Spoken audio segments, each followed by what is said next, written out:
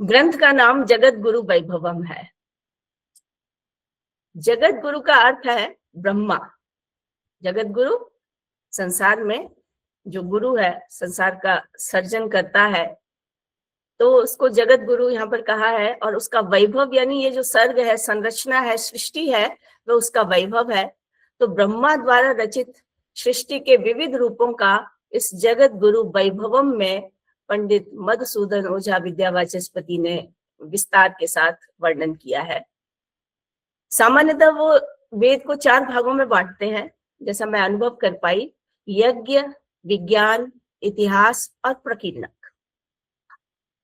तो प्रत्येक विषय पर उन्होंने अनेक ग्रंथों के निर्माण किए हैं। लगभग 200 से अधिक ग्रंथ हैं उनके।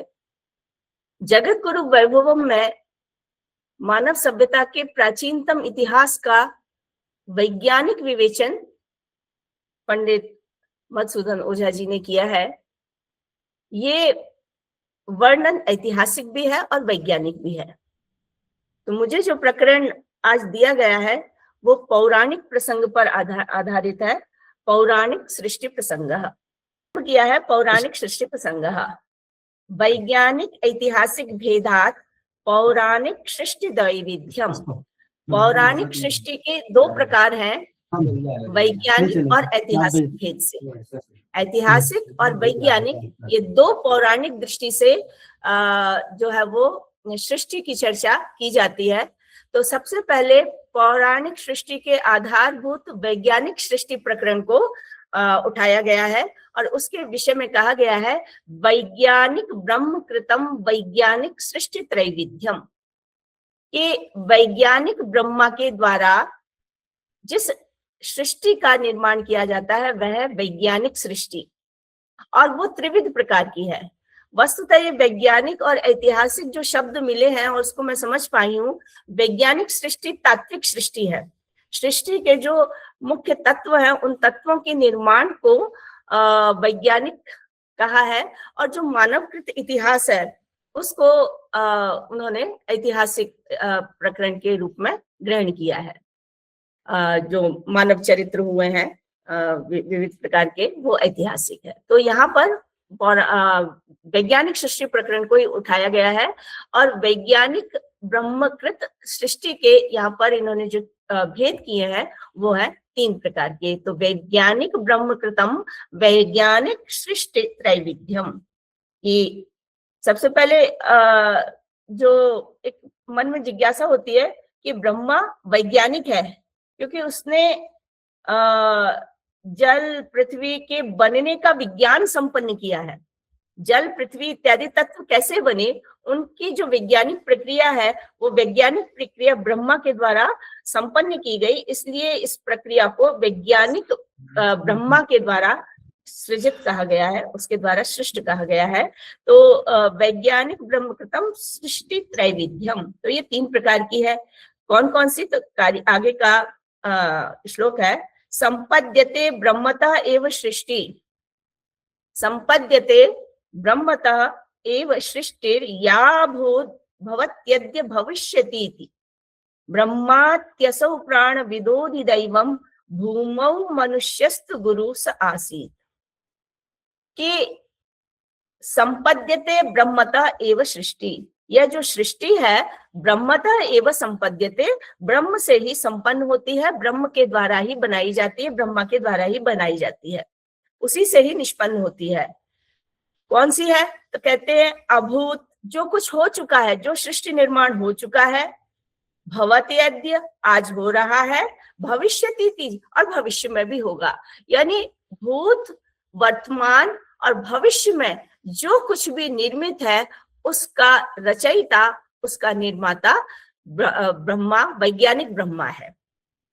तो यहाँ पर आगे ये कहते हैं कि ब्रह्मात्यसौ प्राण विदोधि दैवम, इनमें भी जो अधिदैव है, ब्रह्मा के इन्होंने आधिदैविक, आध्यात्मिक और आधिभौतिक त्रिविध रूप माने हैं। तो उसमें से जो आधिदैविक प्राण रूप ब्रह्मा है वह पृथ्वी पर मनुष्य रूप में था और आदि गुरु था, इसलिए उसको जगत गुरु के नाम से यहाँ पर कहा गया है। मनुष्यस्त गुरु स आसीत, यह मनुष्यों का आदि सर्जक और उनका गुरु हुआ। तो यहाँ पर आदि दैविक ब्रह्मा के द्वारा वैज्ञानिक सर्ग की चर्चा है। आगे कहते हैं, ब्रह्मादि दैवम सृजति त्रिधा पृथक स मानसीम स्थानवतीं च मैथुनीं या एक बिंदौ बहवः सह स्थितास्ते मानसाभूत गुणादयो यथा। ये जो अधिदैव है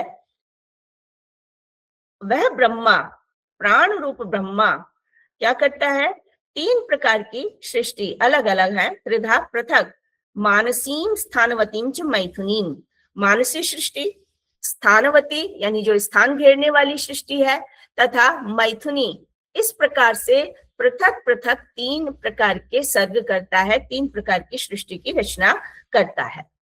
तो वैज्ञानिक ब्रह्मा की ये 3 प्रकार की त्रिविध सृष्टि हुई, मानसी, स्थानवती और मैथुनी। तो ब्रह्मादि ये एक बिंदु वह सहिष्णुता मानसाभूत गुणादयो यथा।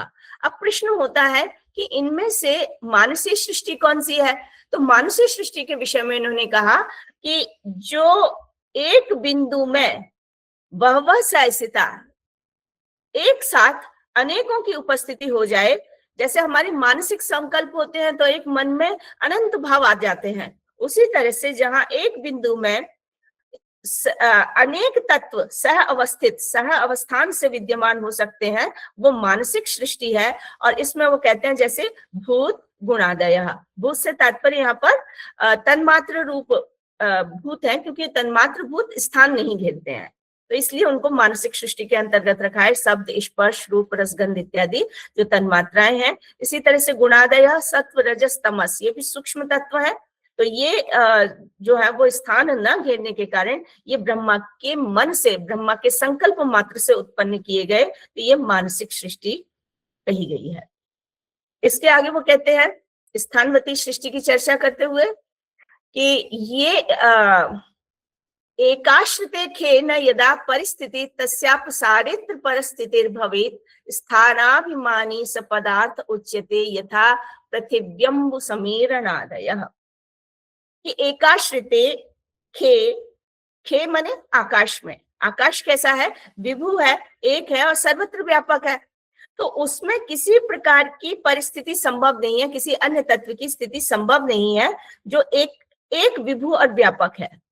लेकिन जब उसकी ये एकता अपसारित कर दी जाती है, व्यापकता का उसका अपसारण कर दिया जाता है, तो तस्यापसारे अत्र परस्थितिर्भवेत्, तब वो सीमित हो जाता है। उसमें हम जैसे घटाकाश, मठाकाश इत्यादि के रूप में स्थान की चर्चा करने लग जाते हैं। तो इस प्रकार के उस आकाश में परिस्थिति यानी अन्य पदार्थों की स्थिति संभव हो पाती है। तो परिस्थिति को या यही तत्व स्थानाभिमानी कहलाते हैं, यानी स्थान को घेरते हैं, आकाश को घेरते हैं, अवकाश लेते हैं।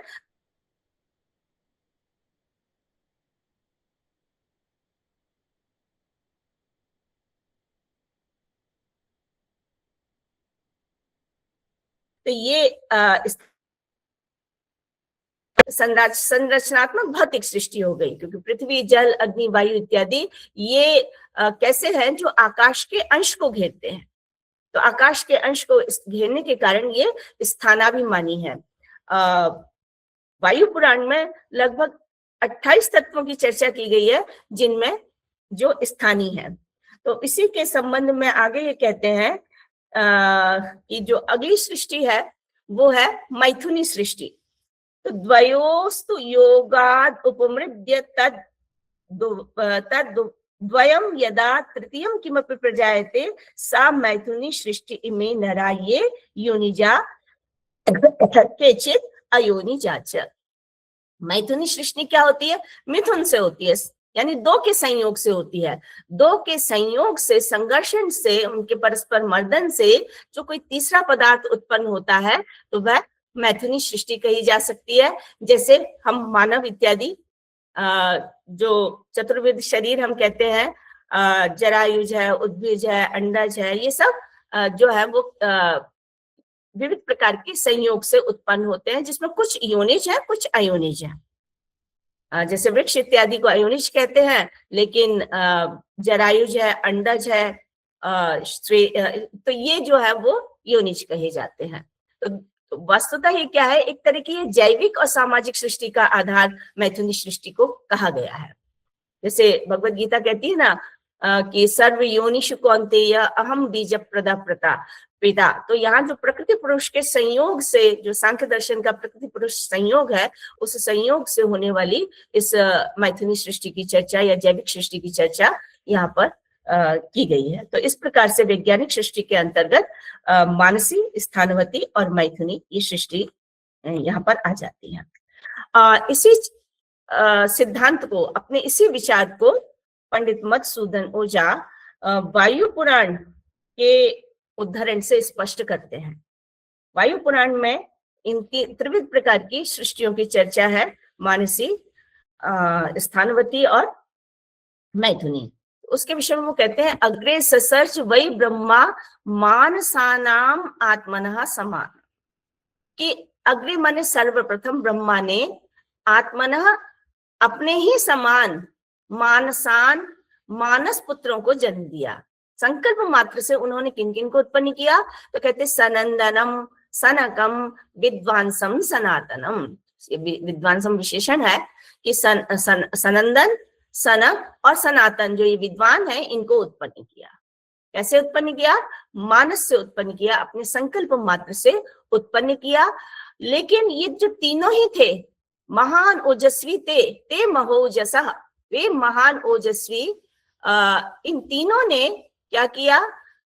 विज्ञानेन निवृत्ताः विवर्तेन ते निवृत्ताः। ये कैसे थे? इन तीनों ने विश्व को, इस संसार को किस रूप में, इस जगत को किस रूप में देखा? ब्रह्म के विवर्त के रूप में उसका विज्ञान कर लिया। उन्होंने जान लिया कि वस्तुतः ब्रह्म ही सत्य है और उसके अतिरिक्त जो कुछ है वह सब उसका विवर्त मात्र है। जैसे रस्सी में सर्प की प्रतीति होने लगती है, तो सर्प की वस्तुतः सृष्टि होती नहीं है, लेकिन सर्प रज्जु का विवर्त मात्र होता है। तो उसी तरह से इन्होंने इस संसार को, इस जगत को, विश्व को ब्रह्म के विवर्त यानी अतात्विक अन्यथा भाव के रूप में जान लिया और इस विज्ञान से वो संबुद्ध हो गए, बोध युक्त हो गए। और बोध युक्त होने का परिणाम क्या हुआ कि उन्होंने स्वयं को नानात्वाद अपविद्धा त्रयोपिते, उन्होंने स्वयं को नाना भाव में परिणित नहीं होने दिया, अर्थात स्वयं से उन्होंने अन्य दूसरी सृष्टि नहीं की। तो इसलिए संबुद्ध होने के बाद उन्होंने नानात्व उत्पन्न करने वाली सृष्टि से अपने को दूर किया, अर्थात वो तीनों सृजन प्रक्रिया में किसी प्रकार से संलग्न नहीं हुए। तो असृष्टैव प्रजा सर्गम, और इसलिए प्रजा सर्ग को सृजन किए बिना ही, असृष्टैव बिना सृजन किए ही, प्रतिसर्गम गता पुनः, वो प्रतिसर्ग अर्थात अन्यत्र चले गए, मोक्ष को प्राप्त हो गए। यानी उन्होंने सृजन के बंधन को स्वीकार नहीं किया, हम ऐसा भी कह सकते हैं। तदा तेषु व्यतीतेषु तदन्यान साधकान तान मानवान असृजत ब्रह्मा पुनः स्थानाभिमानिनः। ब्रह्मा का उद्देश्य तो था एको हम बहुश्याम, मैं एक हूं बहुत हो जाऊं, यानी अनेक सृष्टि कर डालूं।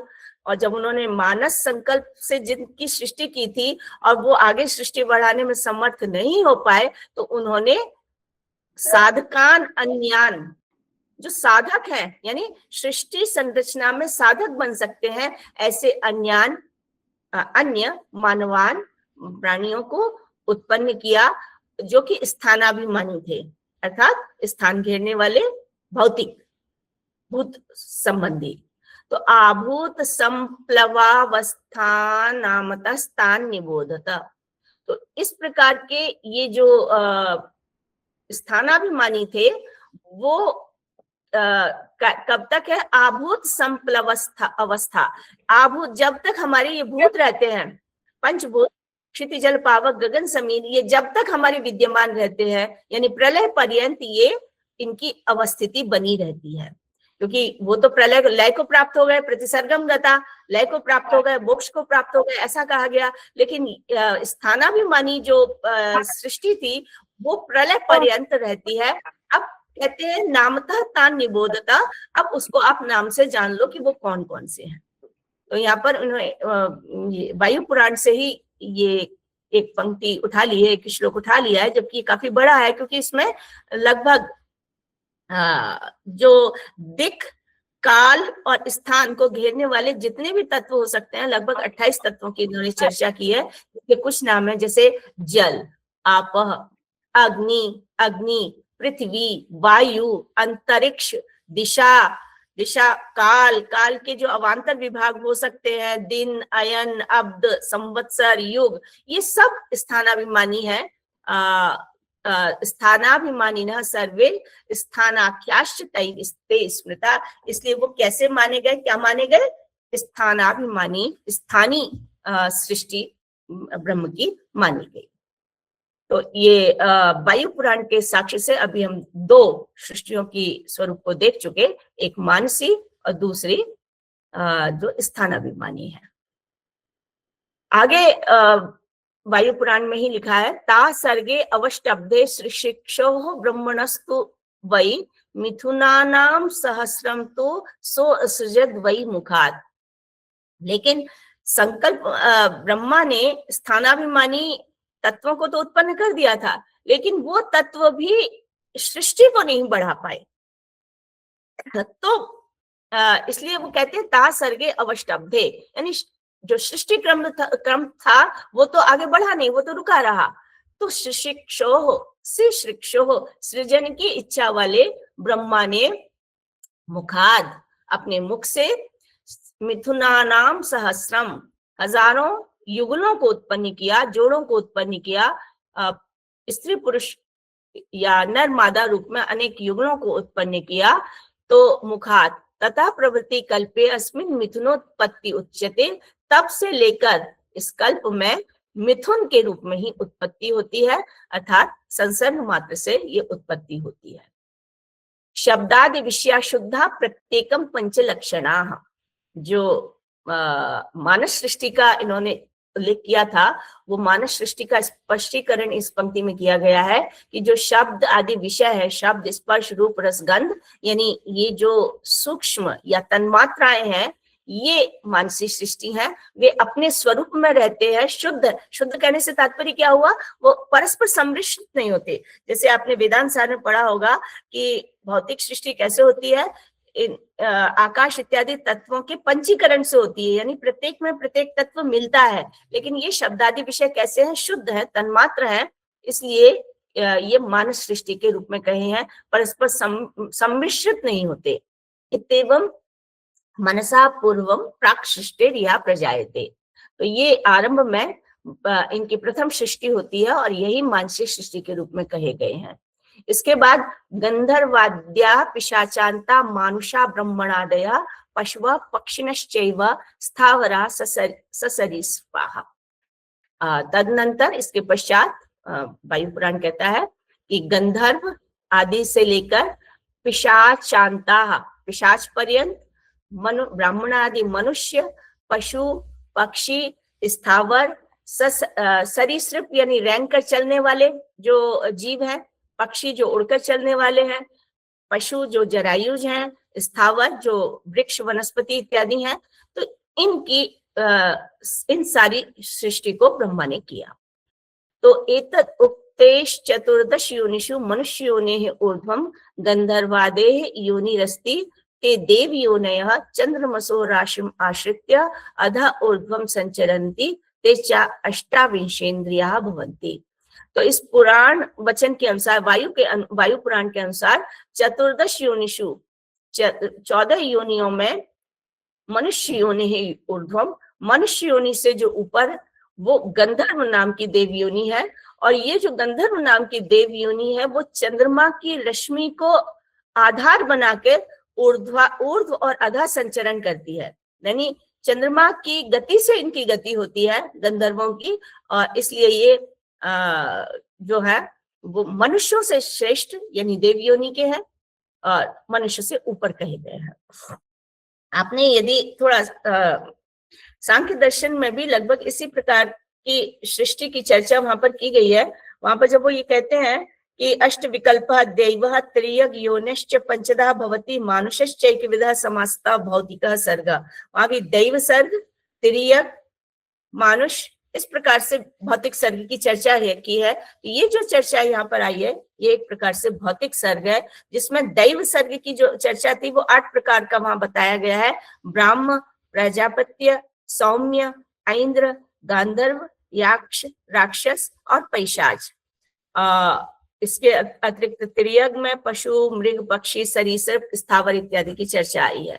तो कहने का तात्पर्य हुआ है कि हमारे अनेक जो दर्शन ग्रंथ हैं जहाँ सृष्टि की चर्चा आती है वहां पर इस प्रकार से भौतिक सृष्टि का भी वर्णन प्राप्त होता है, जो वायु पुराण की इन पंक्तियों के माध्यम से कहा गया है।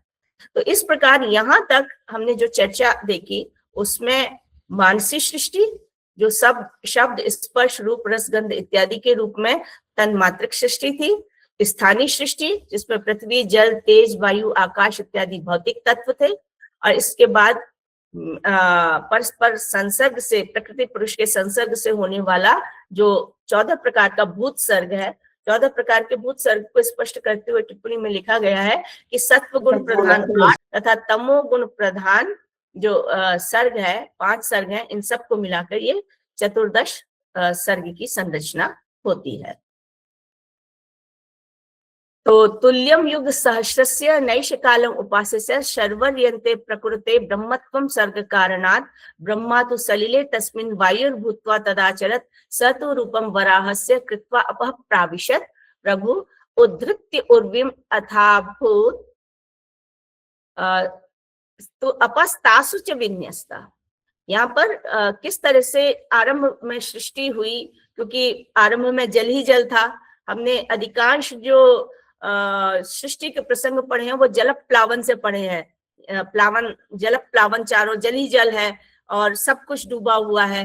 तो ऐसे में जब जल ही जल है तो उस जल से पृथ्वी इत्यादि तत्वों का निर्माण कैसे हुआ, तो उसके लिए पुराणों में जो वराह कल्पना की गई है उस वराह की स्थिति यहाँ पर बताई है कि जब क्षीर सागर में शेषशायी ब्रह्मा या नारायण लेटे हुए हैं, तो जब युग सहस्रस्य 1000 युग का निशा काल उन्होंने विश्राम में व्यतीत किया, लेकिन जब 1000 युग का निशा काल व्यतीत हो गया, तुल्यम युग सहस्रस्य यानी 1000 युग के तुल्य नैशम यानी निशा काल उपास्य माने व्यतीत करके शर्वर्यन्ते, जब निशा काल की समाप्ति हुई, रात्रि की समाप्ति हुई, तो ब्रह्म सर्ग कारणात् ब्रह्मत्वम प्रकृते, जो प्रभु है, परमेश्वर है, वो सर्ग संरचना के लिए क्या करता है, ब्रह्मत्व धारण करता है, ब्रह्मा रूप धारण करता है, ब्रह्मा बनता है।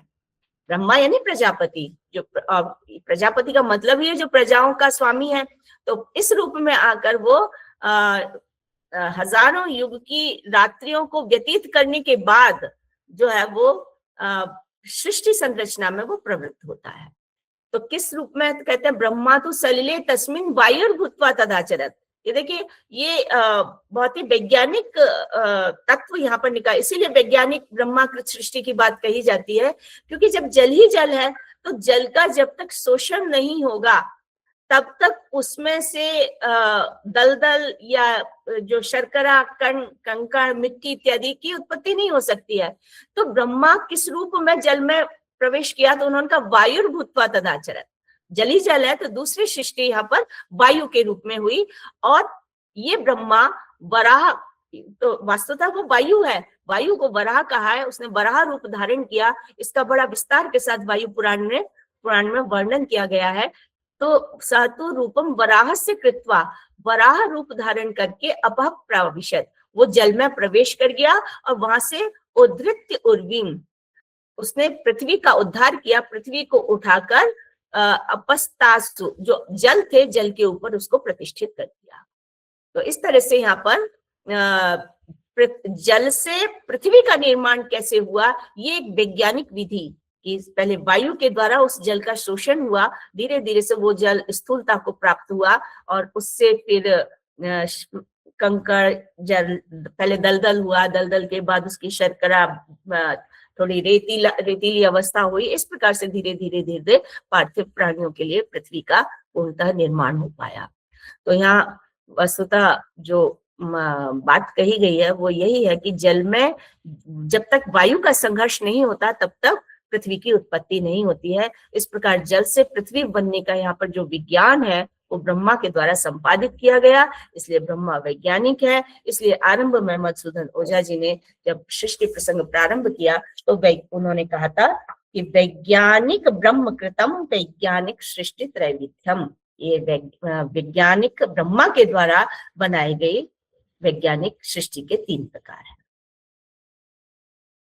इसके बाद थोड़ा प्रकरण बदलता है और आगे वो वैज्ञानिक ब्रह्मा के द्वारा जो 5 प्रकार की निर्माण है, ये अब उत्तरोत्तर सृष्टि का निर्माण हो रहा है। अभी तो पृथ्वी का ही निर्माण हो पाया जो जल और वायु के संघर्षण से हुआ था, और उसके बाद अब वैज्ञानिक ब्रह्मकृतम वैज्ञानिक सृष्टि पांचविध्यम, वैज्ञानिक ब्रह्मा के द्वारा संपादित की जाने वाली 5 प्रकार की वैज्ञानिक सृष्टि की चर्चा करते हैं। तो वो 5 प्रकार कौन से हैं संक्षेप में बता देते हैं। आत्म, वेद, लोक, प्रजा, धर्म, विषयत्या सृष्टि पंचधा, कि आत्मा, वेद, लोक संस्था, प्रजा और धर्म, ये 5 प्रकार की सृष्टि है। तो पहली आत्म सृष्टि, दूसरी वेद सृष्टि, तीसरी लोक सृष्टि, चौथी प्रजा सृष्टि और 5वीं धर्म सृष्टि। तो वस्तुतः ये सृष्टि के 5 स्तर है और उत्तरोत्तर ये ये क्रम जो है ना बड़ा दार्शनिक है। आत्मा चेतना का प्रतीक है, वेद ज्ञान का प्रतीक है, लोक लौकिक संरचनाएं हैं, प्रजा जीव है और जीव इन सब की एक सुव्यवस्था होनी चाहिए, जिसके लिए उन्होंने धर्म एक सुव्यवस्था है। धर्मो धारयते प्रजा, जब तक धर्म नहीं है तो प्रजा को धारण करके नहीं रखा जा सकता है। तो इस प्रकार ये भी एक दार्शनिक और वैज्ञानिक क्रम है जिसमें चेतना, ज्ञान, संरचना, जीव और उनकी व्यवस्था को इस 5 प्रकार की सृष्टि के आधार के रूप में ग्रहण किया गया है।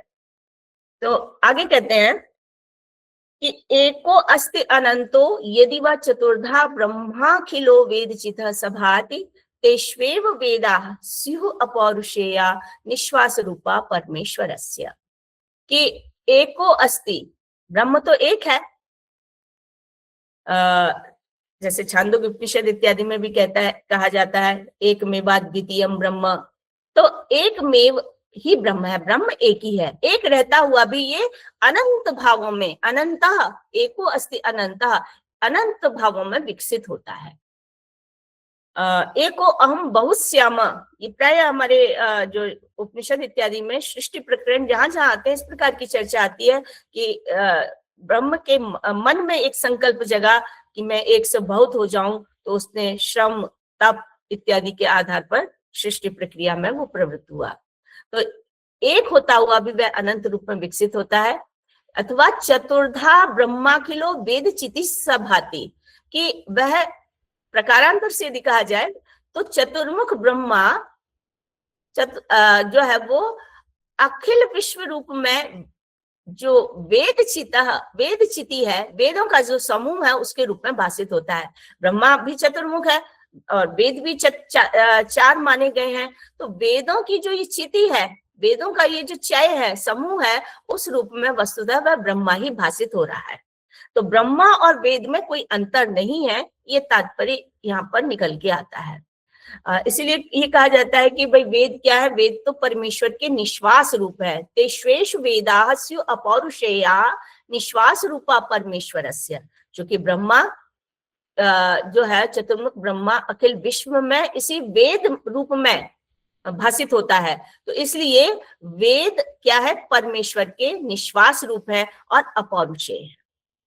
सामान्य रूप से जो ज्ञान है, ज्ञान के रूप में वेदों को अपौरुषेय कहा जाता है। और निश्वास रूप क्यों कहा गया, क्योंकि जिस तरह से निश्वास एक स्वाभाविक प्रक्रिया है, उसी तरह से ब्रह्मा की ये वेद चतुष्टयी भी एक स्वाभाविक प्रक्रिया है जो निरंतर उनके श्वास के रूप में संधारित की जाती है। ब्रह्मा स्वयंभुश्च विराट च सृष्टिम वैराज आत्मा च पृथक विधत्ते। तत्रांतरतः क्रमसिद्ध सृष्टि विशुचि सन्निधत्ते। कि ब्रह्मा तदंतरतः, इसके पश्चात जो ब्रह्मा है, ब्रह्मा स्वयंभू, स्वयं ब्रह्मा के कई रूप है कि जैसे वो आदि दैविक रूप में ब्रह्म जो कहा गया, जिससे ये सृष्टि की आरंभ में ही चर्चा की गई थी, अधिदैव रूप, और जो प्राण स्वरूप कहा गया था, तो ब्रह्मा का जो सर्वादि प्राणमय स्वरूप है, जो आदिदैविक है, स्वयंभू कहलाता है, ब्रह्मा स्वयंभू। विराट रूप भी है इसका, तो जो विराट रूप है वह इसका अनंत भाव रूप विराट ब्रह्मा का आध्यात्मिक रूप है। तो विराट च सृष्टिम वैराज आत्मा च पृथक विधत्ते, और इसके बाद आत्मा ब्रह्मा का जो आदि भौतिक रूप है वह वैराज है। इस तरह से ब्रह्मा आध्यात्मिक, आदिदैविक, आदि भौतिक रूपों में चर्चित किया गया है। आदिदैविक रूप में वो स्वयंभू है, आध्यात्मिक रूप में वह विराट है, और आदि भौतिक रूप में उसको वैराज कहा गया है। तत्रांतरंतः क्रमसिद्ध सृष्टौ सृष्टिर विशुचि सन्निधत्ते। और इसमें वो जो विधाता है क्रमशः अनेक प्रकार की वह सृष्टि करता है। तो वो विविध प्रकार की सृष्टि क्या है, तो कहते हैं आत्म सृष्टि, आत्म सृष्टि, दूसरी वेद सृष्टि, तीसरी लोक और प्रजा सहैव, इनके साथ सृष्टि, और फिर इसके पश्चात सधर्म सृष्टि विददे विधाता लोके प्रजा वेद धृता सधर्मा। और इसके बाद धर्म सृष्टि, विधाता ने धर्म सृष्टि विददे का विददे यानी निर्माण किया लोक में, इसलिए प्रजा वेद धृता सधर्मा, वेद और धर्म प्रजा को धारण करते हैं। प्रजा वेद धृता, जो प्रजाएं हैं वो वेद से धारण की जाती हैं, और सधर्मा, धर्म के आधार पर धारण की जाती हैं। कहा भी जाता है धर्मो धारयते प्रजा, धर्म ही प्रजा को धारण करता है। तो वेद सहित जो धर्म है वह धर्म प्रजा को संधारित करता है।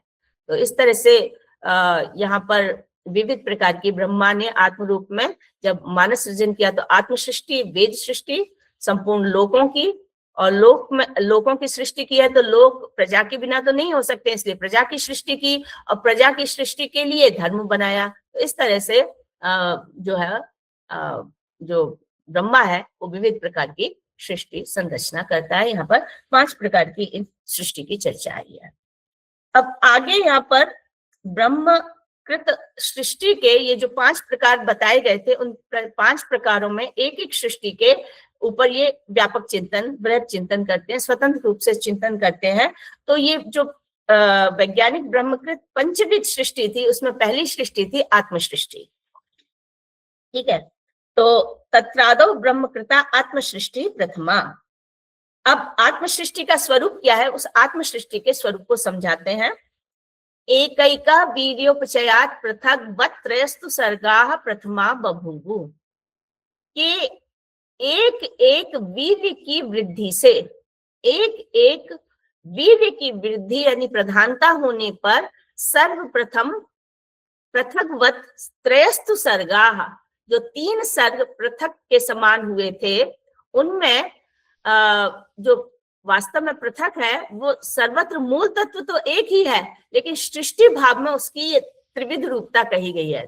तात्विक दृष्टि से तो वो एक है, लेकिन जो सृष्टि हमें दिखाई देती है, उसकी विविध प्रकार की संरचना दिखाई देती है, उसमें उसकी पृथकता का कारण, पृथकता कही गई थी। तो एकैक वीर्योपचयात्, एक एक वीर्य की प्रधानता से पृथक पृथक पृथक के समान त्रयस्तु सर्गा, 3 सर्ग हुए, जिसमें जो प्रथमा बभूवु, सर्वप्रथम 3 सर्ग हुए, ऐसा इसका अर्थ हम कर सकते हैं।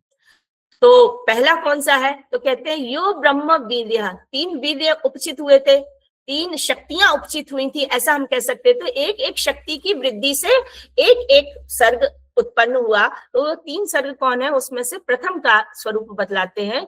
यो ब्रह्म वीर्योपचित उपचित स्वरूप ब्रह्मादय एष अव्यय संज्ञ आत्मा।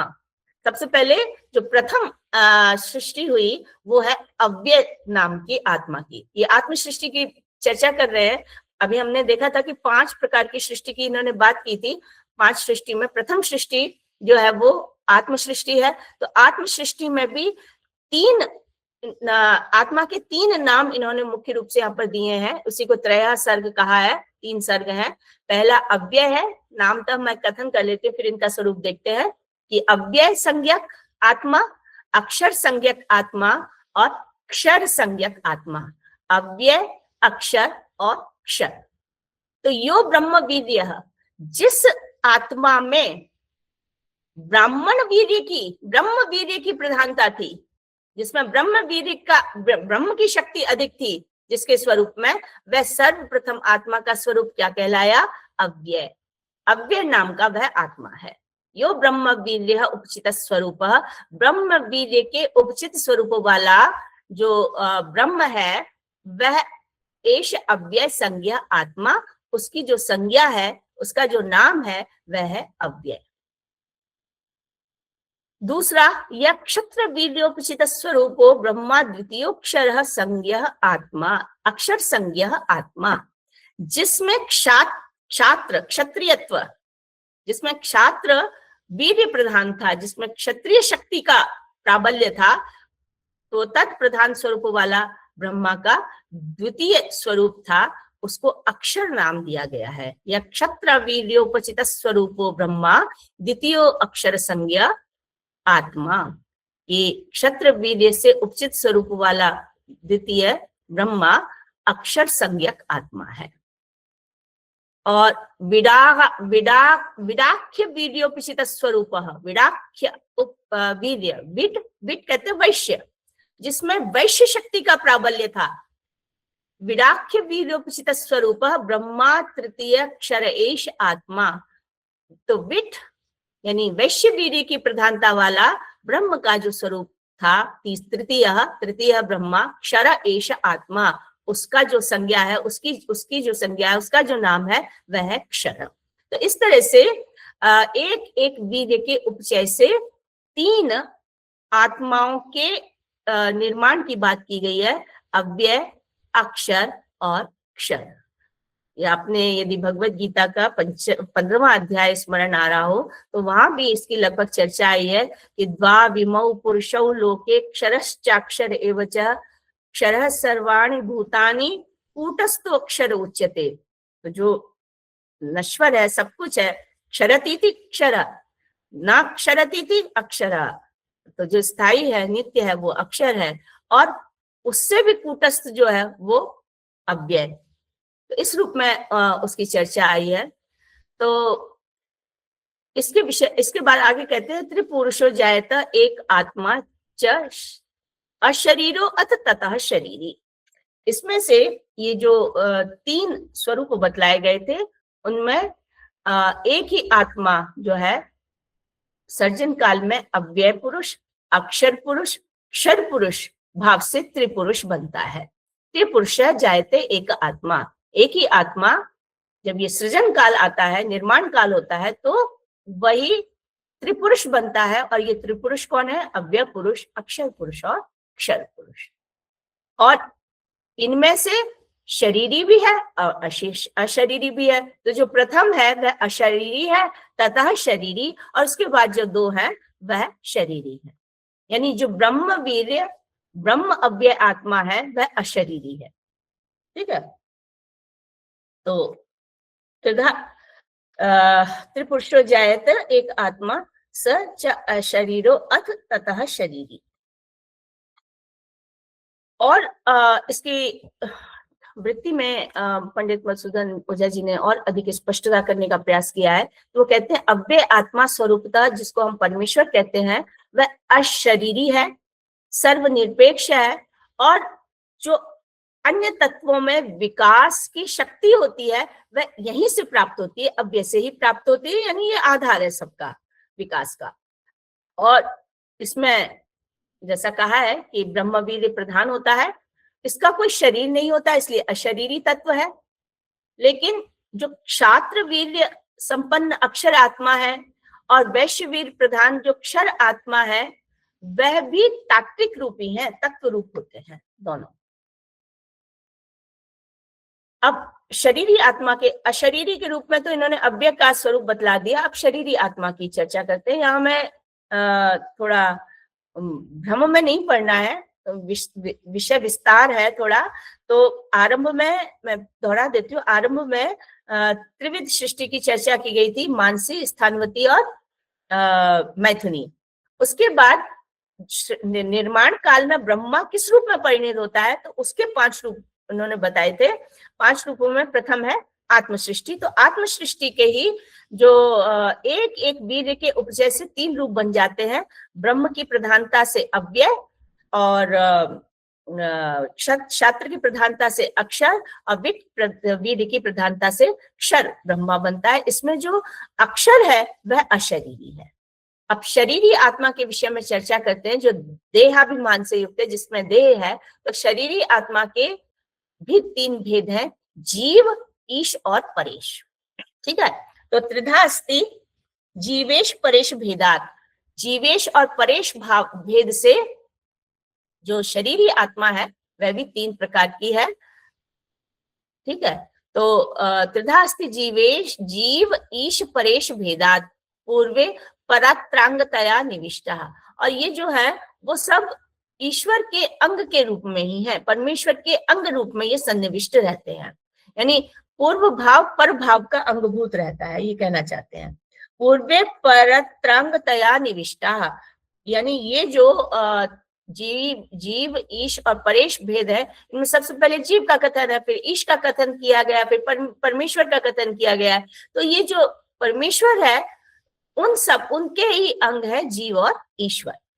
इस तरह जीव और ईश्वर कैसे है, अंग रूप से परमेश्वर में सन्निविष्ट रहते हैं।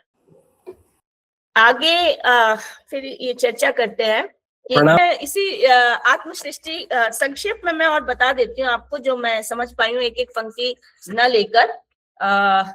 तो इस प्रकार से जब ये सृष्टि की बात हुई तो वेद, आत्म सृष्टि, वेद सृष्टि, लोक सृष्टि, तो इसमें ब्रह्मवीर, क्षत्रवीर और विदवीर। इसमें जब अशरीरी है वो अव्यय है, और जो क्षर है, अक्षर और शर शरीरी है। और इसमें भी जीव, ईश और परेश भेद से इनके भेद किए जाते हैं। जिसमें जो जीव है, जीव के भी 3 भेद होते हैं। एक ससंज्ञक देह जिसमें संज्ञा है, चेतना है। एक अंतःसंज्ञ जिसकी चेतना छुपी हुई रहती है, और एक निसंज्ञ जैसे स्थावर इत्यादि, ये पाषाण इत्यादि। स्थावर इत्यादि में तो अंतःसंज्ञ की अवस्था रहती है। इसी तरह से ईश के भी इन्होंने जो भेद किए हैं वो 3 भेद किए हैं, स्वतः प्रकाश देह, परतः प्रकाश देह और गतः प्रकाश देह। यानी जिसमें स्व ज्योति है, आत्म ज्योति है जैसे सूर्य इत्यादि, जिनमें परतः प्रकाश देह है जैसे चंद्रमा इत्यादि, और कुछ अज्योति यानी ज्योतिहीन। तो इस प्रकार से शरीरी के इन्होंने विविध प्रकार बतलाए हैं। उसके पश्चात फिर अव्यय, क्षर और अक्षर की 5 कलाओं की चर्चा की है, कि जो अव्यय ब्रह्म है वह आनंद, विज्ञान, मन, प्राण, वाक और प्राण, इन 5 धातुओं से युक्त होकर सृष्टि के निर्माण में प्रवृत्त होता है। और जो अक्षर है वह ब्रह्मा, इंद्र, विष्णु, सोम और अग्नि, इन 5 कलाओं या धातुओं के साथ सृष्टि के निर्माण में सहायक बनता है। और जो विद है वह स्थूल, सूक्ष्म और कारण इन शरीरों के रूप में, और पुनः फिर प्रजा और वित्त के रूप में, इन 5 धातुओं के रूप में सृष्टि के निर्माण का आधार बनता है। इस प्रकार से ये जो सृष्टि बतलाई गई पंचविद में, आत्म सृष्टि का ये स्वरूप हुआ। आगे आत्मा के विश्व आत्मा संस्था प्रकरण में प्रतिपादित 4 रूपों को यहाँ पर पुनः दोहराते हैं, कि ब्रह्मा के प्राय 4 रूप हैं। एक परोरजा ब्रह्मा, एक हिरण्यगर्भ ब्रह्मा, एक धृष्ण्य ब्रह्मा, एक हृदय ब्रह्मा। परोरजा ब्रह्मा से तात्पर्य जो लोकातीत है, हिरण्यगर्भ ब्रह्मा से तात्पर्य जो सूर्य में है, अंड रूप ब्रह्मा, हिरण्यगर्भ, समवर्त, ताग्रे इत्यादि के रूप में जो चर्चा आती है, तो वो उसकी ज्योति सूर्य में प्रतिष्ठित है। एक है धृष्ण्य ब्रह्मा जो भूपिंड ब्रह्मा के रूप में भूमि पर सृष्टि का निर्माण करता है, और एक हृदय ब्रह्मा है जो शरीर रूपी पिंड में ब्रह्मा का कार्य करता है, और इसका हृदय स्थान में निवास करने के कारण इसको हृदय ब्रह्मा कहते हैं। और यही हमारे शरीर में मांस है, रुधिर है, मेद है, अस्थि है, जो धातु हैं उनका निर्माण करता है। तो इन चार रूपों में ब्रह्मा, परोरजा ब्रह्मा, हिरण्यगर्भ ब्रह्मा, कृष्ण ब्रह्मा, हृदय ब्रह्मा, इन रूपों में ब्रह्मा अलग अलग लोकातीत अवस्था के रूप में, सूर्य के रूप में जगत का कारक है, फिर भू पिंड के रूप में भूमि पर विविध तत्वों के निर्माण का कारक है, और शरीर में ये विविध प्रकार की धातुओं का कारक होता है। तो इस प्रकार से यहाँ पर आत्म चतुष्टय के द्वारा इन्होंने आत्म सृष्टि का वर्णन किया। पंचविध सृष्टियों में आत्म सृष्टि। दूसरी प्रकार की सृष्टि जो है वो वेद सृष्टि है। वेद सृष्टि में हमें वेद दो रूपों में दिखाई देते हैं, एक अपौरुषेय रूप वेद, एक पौरुषेय रूप। और ये ध्यान रखना है कि हमारा ये जो वेद है, वेद भी जगत निर्माण का कारक है। बड़ी जिज्ञासा होती है कि वेद, ऋग्वेद, यजुर्वेद, सामवेद, अथर्ववेद से सृष्टि निर्माण कैसा होता है। यही पंडित मधुसूदन ओझा की वैज्ञानिक दृष्टि है। उन्होंने बड़ी स्पष्टता के साथ वेदों के द्वारा किस प्रकार से सृष्टि होती है इसका उल्लेख किया है, क्योंकि ये हमारा पूरा सृष्टि प्रसंग है। तो अपौरुषेय जो वेद हैं वो लोकातिग, जो परोरजा ब्रह्मा कहा गया था, उस ब्रह्मा के द्वारा धारण किया जाता है। ये नित्य है, उसके निश्वास के रूप में है, निराकार है, ज्ञानमय है, और हमारे ऋषियों के द्वारा इसी को समाधि की अवस्था में प्राप्त किया गया था। और ये चार रूपों में सृष्टि के निर्माण में कारक बनता है। दूसरा है पौरुषेय, जिसको लिपिबद्ध किया गया, चूंकि उसमें आनुपूर्वी क्रम है, पहले ऋक, यजु, साम, अथर्व, तो इसी रूप में इसको आनुपूर्वी क्रम में इसको पौरुषेय कहा जाता है। अब इनसे किस प्रकार से सृष्टि होती है, तो उसको ये बताते हैं कि संसार में हमें जो कुछ भी मूर्तिमान दिखाई दे रहा है, जो भी पदार्थ रूप है, वो सब ऋच है। यानी तात्विक पदार्थ में जो स्थिति है वो ऋचा की है। जो भी स्थूल हमें दिखाई दे रहा है, जिसकी भी आकृति हमें दिखाई दे रही है, तो वो आकृतिमय पदार्थ ऋक मंडल का प्रभाव है। और हम उस आकृति को सीधे सीधे देख नहीं सकते हैं, तो उसमें साम का मंडल बनता है। और साम मंडल की इन्होंने बड़ी वैज्ञानिक विधि बताई है। आप ऐसे कल्पना कीजिए कि बीच में एक केंद्र है, वो तो ऋक का केंद्र हो गया, यानी कोई मूर्ति हो गई, और उसके पृष्ठभाग को एक घेर कर साम मंडल उसके चारों ओर है। तो जो नाभि स्थल है वो तो ऋक हो गया, और उसकी जो परिधि है, पूरा केंद्र बन रहा है, उसका जो सीमांत भाग है वो साम मंडल बना रहा है। अब इस साम मंडल में क्या होता है, साम के कारण ही हमें पदार्थ का अवलोकन होता है, क्योंकि ऋक रूप पदार्थ का सीधे ही हमारे नेत्र ग्रहण नहीं कर पाते हैं। तो वो जो उसका साम के रूप में आदान प्रदान होता है, उस जो ऋग यजु साम मंडल है, वह जब हमारे नेत्र रूप साम से संपर्क में आता है, तब वस्तु का साक्षात्कार होता है। इस प्रकार जो है वो वेद सृष्टि के अंतर्गत बताया गया है। तो ना, अच्छा, यजुष का क्या स्थान है? ये जो ऋक मंडल और साम मंडल है, ये तात्विक पदार्थ हैं और अच्युत हैं, अडिग हैं, ये अपने स्थान से हिलते नहीं है। अब हिलते नहीं है तो सृष्टि प्रक्रिया में इनका योग क्या होगा? तो कहते हैं यजुष की गति होती है। जैसे हम सांख्य दर्शन में सत्व, रजस और तमस की बात करते हैं, उसमें सत्व और तमस तो जड़ है, मतलब चलायमान नहीं है, स्थिर है, और रजस जो है वो गतिशील है, और उसकी गतिशीलता से ये दोनों भी गतिशील हो जाते हैं। तो उसी तरह से कहते हैं कि जो ऋक का नाभि स्थल है और जो साम का सीमांत भाग है, उसके बीच का जो भाग है, यानी नाभि से लेकर प्रधि पर्यंत, वहां पर यजुष गति करता है। तो जब वो नाभि से आरंभ करके सीमांत तक जाता है, तो उसको, उस अवस्था को अग्निमय प्राण कहा जाता है, यानी यजुष का वो अग्निमय रूप है। और जब वो सीमांत से पुनः नाभि के तक आता है, के नाभि पर्यंत आता है, तो उसको उन्होंने सोममय यजुष कहा है। यानी यजुष ही अग्निमय है, यजुष ही सोममय है। तो इस इन्हीं से सृष्टि का निर्माण होता है, इसलिए अग्नि सोमात्मकम जगत, ऐसी बात कही जाती है।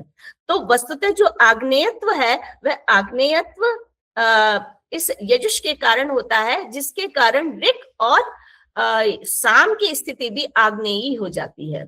और ये तीनों यानी ऋक, यजु और साम आग्नेय वेद कहलाते हैं। ठीक है।